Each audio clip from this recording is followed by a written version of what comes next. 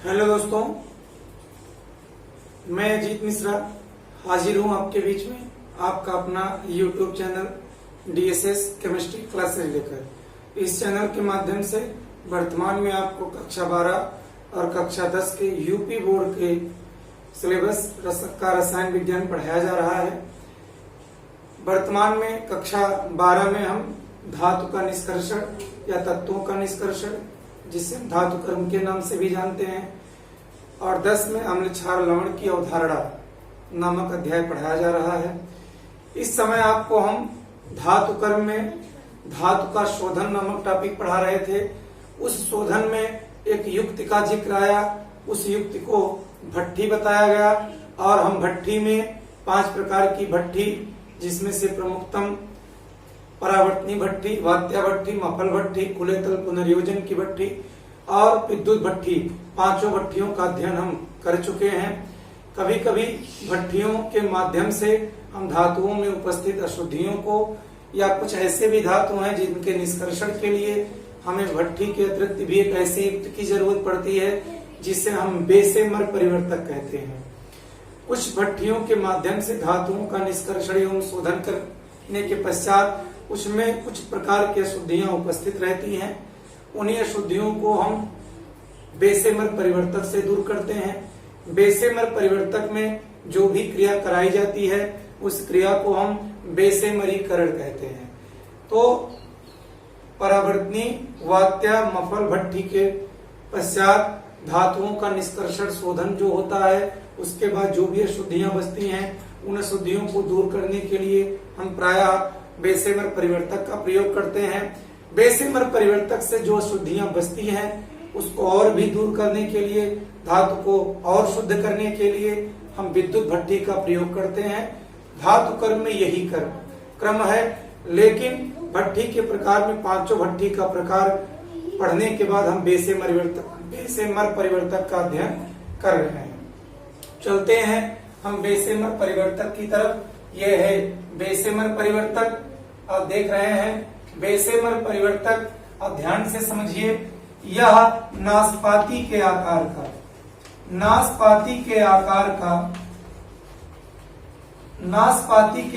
की एक युक्ति है। बेसेमर परिवर्तक नाशपाती के आकार की एक युक्ति है। इसका आकार नाशपाती के आकार का होता है। इसके जो ऊपर की दीवार है वो इस्पात या स्टील की बनी होती है। ऊपर की जो दीवार है इस्पात या स्टील की बनी होती है, और इसके अंदर की जो दीवार है वो अग्निसार ईंट की बनी होती है। अंदर की दीवार अग्निसार ईंट की बनी होती है, और इस अग्निसार ईंट पर अंदर से एक लेप लगाते हैं, एक परत चढ़ाते हैं। वह लेप, वह परत क्षारीय होता है या क्षारीय परत होती है, और यह क्षारीय परत कैल्शियम ऑक्साइड या मैग्नीशियम ऑक्साइड की होती है। कहीं कहीं इस पर हम जो परत लगाते हैं वो SiO2 सिलिका की भी लगाते हैं। जैसे जब हम लोहे का, ढलवा लोहे का इसमें हम सांद्रण या शोधन करते हैं, जब ढलवा लोहे का शोधन करते हैं और स्टील या इस्पात प्राप्त करेंगे तो इस पर जो परत चढ़ती है वो सिलिका की भी चढ़ाई जाती है। लेकिन सामान्यतः आप जानिए कि यह युक्ति इस्पात या स्टील की बनी होती है, जिसका अंदर का दीवार अग्निसार ईंटों का बना होता है। उस दीवार पर एक लेप लगाया जाता है, जिस लेप को हम क्षारीय परत कहते हैं, और यह कैल्शियम ऑक्साइड या मैग्नीशियम ऑक्साइड का बना होता है। अब ध्यान से समझिए, इस युक्ति को एक स्टैंड पर फिट कर देते हैं। इस स्टैंड पर फिट करके इसको हम ऊपर नीचे कर सकते हैं, इसको घुमा सकते हैं, और इस युक्ति के मध्य भाग में एक और युक्ति लगाई गई है जिसको हम ट्वियर कहते हैं। इस ट्वियर के माध्यम से इस युक्ति के बेसेमर परिवर्तक के अंदर गर्म वायु प्रवाहित की जाती है। जो गर्म वायु इस युक्ति के ताप को बढ़ा देती है। यहाँ आप छिद्र देख रहे हैं, इस छिद्र के माध्यम से यह वायु इस युक्ति के बेसेमर परिवर्तक के अंदर जाती है। ध्यान से समझिए, इस क्रिया में मुख्य रूप से हम इस युक्ति में मुख्य रूप से हम भर्जन व प्रगलन की क्रिया करा सकते हैं और जरूरत पड़ने पर इस युक्ति में हम धातुओं का शोधन भी करते हैं। भर्जन प्रगलन की क्रिया करा सकते हैं और धातु का शोधन भी कर सकते हैं। इस युक्ति के माध्यम से हम सल्फाइड अशुद्धि को भी दूर कर सकते हैं और ऑक्साइड अशुद्धि को भी दूर कर सकते हैं। ऑक्साइड सल्फाइड अशुद्धि को भर्जन में दूर किया जाता है, ऑक्साइड अशुद्धि को प्रगलन में दूर किया जाता है। पीछे वाले वीडियो में निस्तापन, भर्जन और प्रगलन का हम विस्तृत अध्ययन कराए हैं। अब पीछे वाले वीडियो में जाकर के समझ सकते हैं कि भर्जन क्या है, प्रगलन क्या है। अब आगे चलते हैं। जिस भी धातु का निष्कर्षण करना है, जिस भी धातु का शोधन करना है, किसी अयस्क से धातु को निकालना है, इन सब क्रियाओं को इसमें हम करा सकते हैं। जिसका भी निष्कर्षण एवं शोधन करना है उसको यहाँ के माध्यम से, इस द्वार के माध्यम से इस युक्ति के अंदर गिराते हैं। अंदर गिराने के बाद हम ट्यूयर के माध्यम से गर्म वायु प्रवाहित करते हैं। आवश्यकता पड़ने पर जो भी पदार्थ इसमें गिराया जा रहा है उसको घान कहते हैं।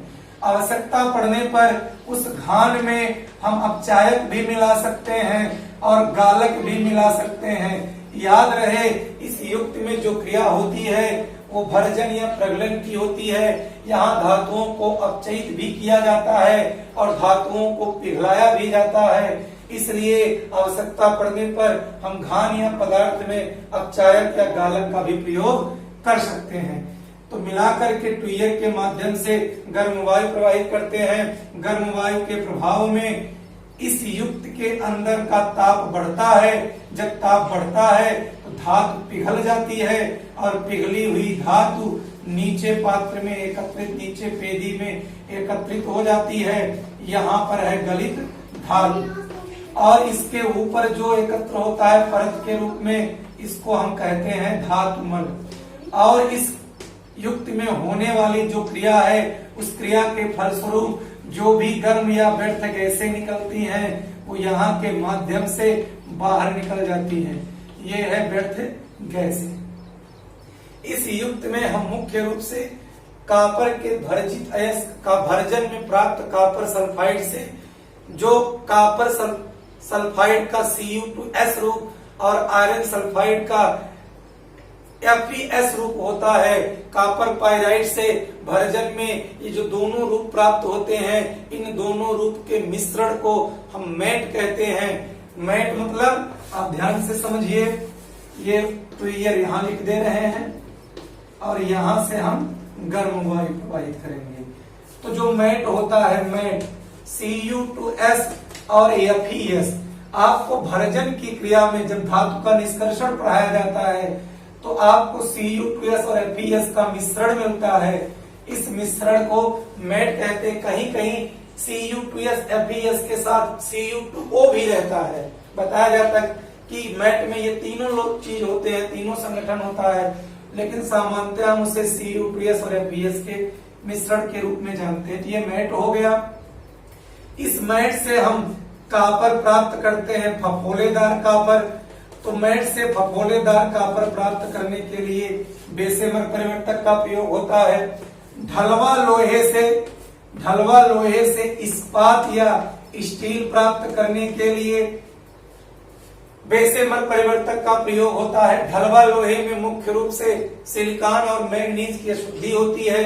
जब वायु की उपस्थिति में ढलवा लोहा आता है और ढलवा लोहे को जब गर्म किया जाता है गालक के प्रभाव में, तो इसमें उपस्थित मैग्नीज और सिलिकॉन की अशुद्धि ऑक्सीकृत होकर क्रमशः सिलिकॉन ऑक्साइड SiO2 और मैग्नीज ऑक्साइड MnO का निर्माण करता है। ये MnO और SiO2 दोनों आपस में क्रिया करके धातुमल का रूप धारण कर लेते हैं। इस प्रकार ढलवा लोहे में उपस्थित जो धातुमल, जो अशुद्धि थी सिलिकॉन और मैग्नीज की, वो निकल जाती है, ऊपर की तरफ आ जाती है। इस धातुमल को यहाँ से निकाल लेते हैं, निकाल करके बाहर कर लेते हैं। फिर इस बेसेमर परिवर्तक के मुख को नीचे कर देते हैं, जिससे इसमें उपस्थित जो धातु है गलित अवस्था में वो अलग हो जाता है। देखिए, हम इस युक्ति की रूपरेखा बताए कि यह बेसेमर परिवर्तक स्टील या इस्पात का बना होता है। इसके अंदर की जो दीवार है वो अग्निशाह ईंटों की बनी होती है, या इसका आकार जो होता है नाशपाती के आकार का होता है। अंदर की अग्निशाह ईंटों की दीवार पर एक क्षारीय अस्तर लगा क्षारीय परत चढ़ी होती है। वह क्षारीय परत कैल्शियम ऑक्साइड या मैग्नीशियम ऑक्साइड की होती है। कभी कभी जरूरत पड़ने पर यह क्षारीय परत सिलिका की भी बनी होती है। आवश्यकता अनुसार इस परिवर्तक से हम धातुओं का निष्कर्षण भी कर सकते हैं, धातुओं का शोधन कर सकते हैं। प्रायः हम कॉपर सल्फाइड और आयरन सल्फाइड के मिश्रण जिसे मैट कहते हैं, उस मैट से जब कॉपर प्राप्त करते हैं, फफोलेदार कॉपर, तब इस युक्ति का प्रयोग करते हैं। या ढलवा लोहे से जब स्टील या इस्पात प्राप्त करते हैं, तब इस युक्ति का प्रयोग करते हैं। आपको पहले कॉपर का हम प्रयोग बताते हैं। सर्वप्रथम क्या करते हैं, जो कॉपर है इस कॉपर Cu2S और FeS कॉपर पाइराइड से जो ये दो वर्जन में अयस्क प्राप्त होते हैं, कॉपर सल्फाइड आयरन सल्फाइड, इसके मिश्रण को हम मैट कहते हैं। इस मैट में हम सिलिका मिलाते हैं SiO2, सिलिका मिला करके इस परिवर्तक में ऊपर से गिराते हैं, फिर टोयर के माध्यम से गर्म वायु प्रवाहित करते हैं। जब गर्म वायु प्रवाहित करते हैं अब होता क्या है, इस मैट में उपस्थित FeS ऑक्सीजन से क्रिया करके FeO बना लेता है और सल्फर की अशुद्धि SO2 के रूप में मुक्त हो जाती है। बना हुआ FeO SiO2 से सिलिका से क्रिया करके FeSiO3 बना लेता है, धातु का सिलिकेट, आयरन का सिलिकेट, जिसे हम धातुमल कहते हैं। और इस क्षारीय परत में जो कैल्शियम ऑक्साइड है वो भी इस सिलिका से, पदार्थ में उपस्थित सिलिका से क्रिया करके ये भी सिलिकेट CaSiO3 के रूप में परिवर्तित हो जाता है। ये भी धातुमल ही कहलाएगा। तो इस मिश्रण में उपस्थित आयरन सल्फाइड की अशुद्धि को सिलिका दूर किया, मिश्रण में उपस्थित सिलिका की कुछ अशुद्धि को क्षारीय परत दूर किया। दोनों ही अशुद्धियां अपने अपने सिलिकेटों के रूप में धातुमल का रूप धारण कर लेती हैं। अब इस मिश्रण में जो कॉपर का सल्फाइड बचा है Cu2S, या Cu2S जब ऑक्सीकृत होगा तो Cu2O बनाएगा, धन SO2, यहाँ सल्फर की अशुद्धि मुक्त होगी। जब Cu2O बन जाएगा, ध्यान रहे जब Cu2S ऑक्सीकृत होता है तो ऊपर की परत ऑक्सीकृत हो जाती है, उसके अंदर का भाग वो Cu2S के रूप में ही रहता है, वो ऑक्सीकृत नहीं हो पाता है। लेकिन जब ऊपर का भाग ऑक्सीकृत होता है, Cu2S से Cu2O में परिवर्तित होता है, तो यही परिवर्तित हुआ Cu2O Cu2S का स्वतः परिवर्तन कर देता है और कॉपर का निर्माण होता है और सल्फर डाइऑक्साइड बनती है। तो इस प्रकार से मैट में उपस्थित आयरन सल्फाइड की जो शुद्धि थी और इसमें मिलाई गई सिलिका की जो शुद्धि जो गालक का काम कर रही थी, ये दोनों प्रकार की शुद्धियां धातुमल के रूप में मुक्त हो गई। और जो सल्फर की अशुद्धि थी वो सल्फर डाइऑक्साइड के रूप में इस मुख से, इस द्वार के माध्यम से बाहर निकल जाती है और पेदी में गलित रूप से हमें गलित कॉपर मिलता है और ऊपर इसके धातुमल मिलता है जो आयरन का सिलिकेट और कैल्शियम का सिलिकेट होता है SiO3 या FeSiO3 और CaSiO3। इस धातुमल को हटा लेते हैं। नीचे जो पात्र में एकत्र है वो गलित धातु, कॉपर का गलित धातु है, कॉपर धातु है। इस कॉपर धातु को एक पात्र में हम निकाल लेते हैं। इस पात्र में कॉपर गलित धातु है, कॉपर का ये गलित धातु है, गलित धातु, ठीक। इसके बाद जब निकालते हैं इसमें कुछ SO2 की अशुद्धियां भी उपस्थित होती हैं। यही SO2 की अशुद्धि यहाँ से इस गलित धातु में से बाहर निकलने लगती है। जब SO2 की अशुद्धि बुलबुले के रूप में इस गलित धातु से बाहर निकलने लगती है, तब इस धातु के ऊपर फफोला पड़ जाता है। इस धातु के ऊपर एक फफोलेदार परत बन जाती है। फफोला पड़ने के कारण ही इस कॉपर को फफोलेदार कॉपर कहते हैं, तांबा कहते हैं, जो 98% शुद्ध होता है। तो इस प्रकार हम भर्जन में जो अयस्क मिलता है सल्फाइड का, देखिए भर्जन में सल्फाइड अशुद्धि को दूर कर ऑक्साइड अयस्क प्राप्त किया जाता है। लेकिन जब हम कॉपर पाइराइड का ऑक्सीडेशन करते हैं, ऑक्सीकृत करते हैं, तो पहले हमें कॉपर और आयरन के सल्फाइड मिलते हैं, फिर इसका जब पुनः ऑक्सीकरण होता है तो हमें ऑक्साइड मिलता है। उस ऑक्साइड से हम अपचयित करके धातु को प्रगलन में प्राप्त करते हैं। तो इस प्रकार मैट से हम कॉपर प्राप्त किए बेसेमर परिवर्तक से। ठीक, ये इसका रिएक्शन है, ये चित्र है। और निकाल करके गलित धातु को जो हम ठंडा, इस गलित धातु को एक पात्र में ठंडा कर लेते हैं। जब ठंडा करते हैं तो इस गलित कॉपर धातु में SO2 गैस भी घुली हुई है और यह SO2 गैस बुलबुले के रूप में बाहर निकलती है। जब बुलबुले के रूप में बाहर निकलती है तो इस गलित कॉपर धातु की सतह पर क्या पड़ जाता है? फफोला पड़ जाता है। फफोला पड़ने के कारण इसे फफोलेदार तांबा भी कहते हैं। यह फफोलेदार तांबा 98% शुद्ध होता है। तो इस प्रकार से आपने इस विधि से कॉपर के जो सल्फाइड रूप है, कॉपर सल्फाइड और आयरन सल्फाइड, जिससे सामूहिक रूप से मैट कहते हैं, उस मैट से आप कॉपर का जो शुद्धतम रूप 98% शुद्ध है, फफोलेदार तांबा प्राप्त किए। तो इस प्रकार आपने इस बेसेमर परिवर्तक का अध्ययन किया।